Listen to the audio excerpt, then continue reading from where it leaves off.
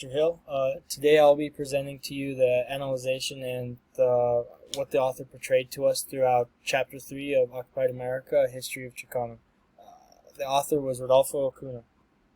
So, Legacy of Hate, the conquest of Mexico's Northwest. So just kind of kick this off with the invasion of Mexico. I really thought the population compared to Mexico's played a factor. It was a numbers game also. It wasn't just racial superiority and cultural superiority that U.S. leaders thought of over Mexico. And I think, just give you some numbers, 17 million Euro-Americans and, whites compared to 7 million Mexicans and other diverse cultures throughout Mexico as well. This is kind of touched down on the Mexico society. It was falling apart. It was corrupted. There was lack of leadership. It didn't have anything. It didn't have everything it needed to be successful. And so that's what I kind of was just thinking, well, that's part of the reason why Mexico lost the war. And so also tie into this, the self-interest to me equals war. And also who will benefit more from this, from the actions that are being taken place. And obviously the U.S. thought ahead. Because they had the money to do all the stuff. They had we're kind of the country to take things by force. Also, it didn't help that the leader of expansionism, James K. Polk, he kind of used his campaign his election to campaign towards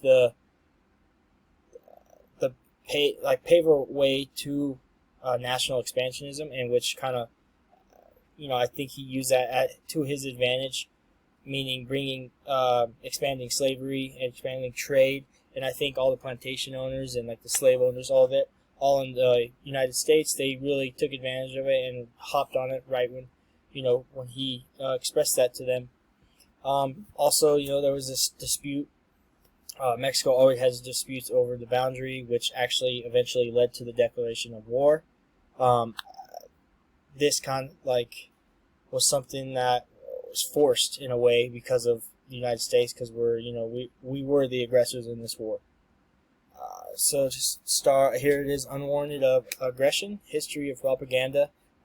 This kind of talks about how America was the aggressor, and I really think that they can be compared to Vikings, because we're always looking for to shed blood or to just take and take and take what's not ours.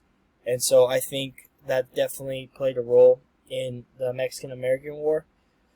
Also, there were people in the Congress who were against the act that Polk did, and was the act of aggression which he made the war. There was a congressman who, like Abraham Lincoln, he wanted to stop this war from going forward, and he thought it was wrong because of how it was taken. Like I said, we can be compared to the Vikings because we were always looking for blood, and we were always willing to just take everything that wasn't ours. Eventually, he was accused of involvement in the act of aggression, which led to other U.S. leaders being accused of that, and the creation of the war. Also, kind of tie this together. I think it was like the U.S. system was so corrupt that Justin H. Smith, he won a prize for blaming the war in Mexico, which kind of made pretty much in a way made the Euro-Americans feel as if, okay, it's not our fault anymore, because they believed that part of it was their fault because of the aggression. But then somebody came in saying, hey, this isn't your guys' fault, this is why it's their fault. And I thought that was sorry. Also, self-righteous attitude. Man, I think that really carried over to the government officials. It definitely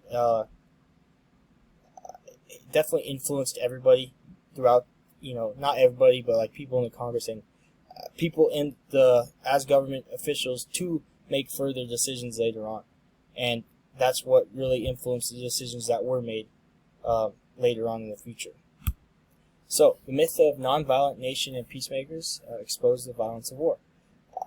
We are portrayed to be this perfect, angel people who just do the right things all the time.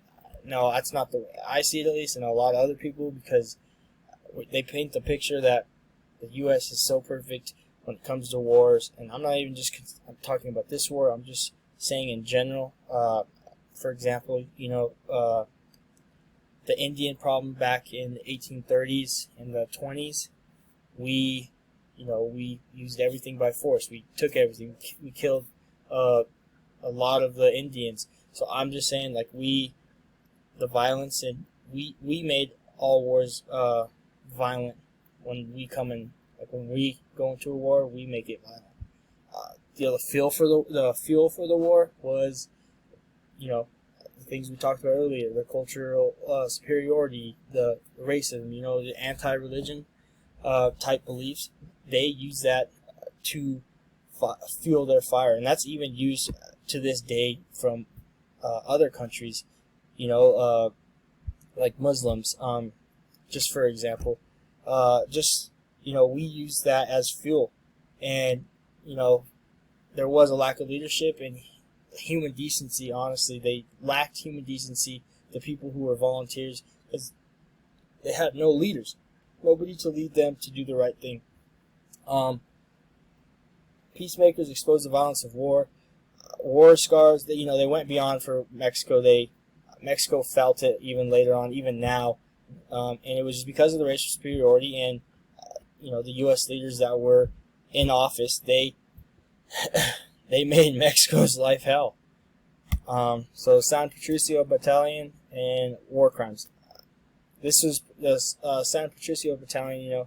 I think they were kind of like every person who they had their own feelings towards what was going on, and so they did what they thought was right and moved on and fought against the conquering army, which didn't go well, because eventually people got executed, and they protested, then execution, and it was all because the abuse they had on their religion, pretty much, and the people that were surrounded by their religion.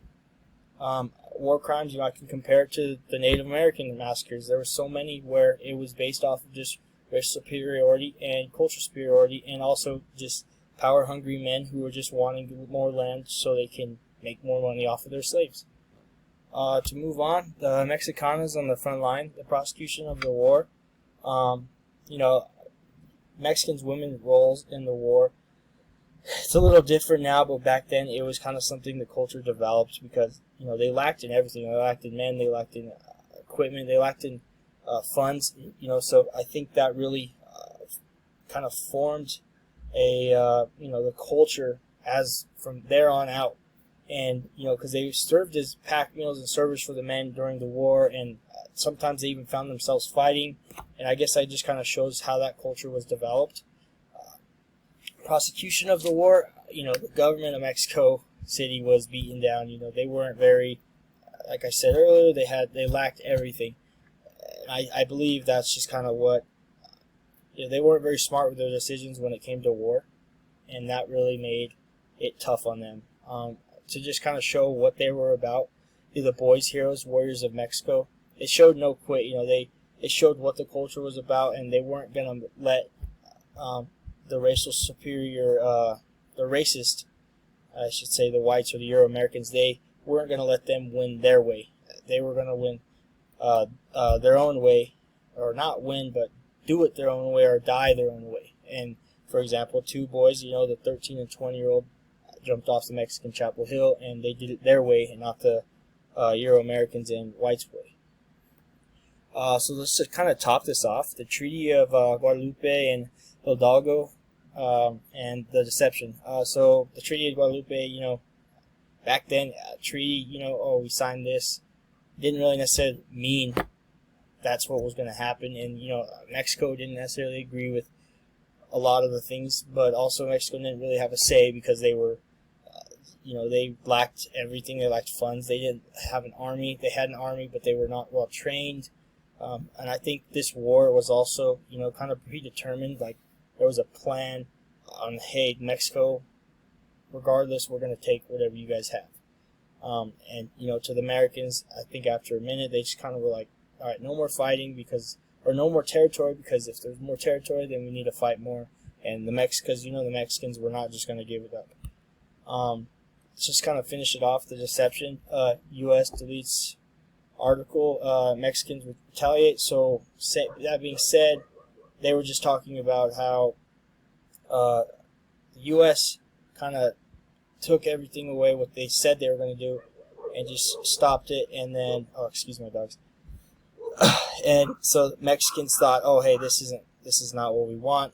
The importance of statement of protocol. This was kind of just like a reassurance for the Mexicans, so they wouldn't retaliate in a way. But I just thought that was kind of one of those things where they need to, where they needed to just kind of, they used that to keep the Mexicans from doing more, and that kind of ties in with the faith and like the leadership in the U.S. system. They were all corrupt, so they were only doing what interested them. And I think that completes my presentation today. Thank you guys for listening. I really appreciate it. If you have any comments or questions or comments, just leave them in my YouTube comments or shoot me an email. But thanks for watching today, guys.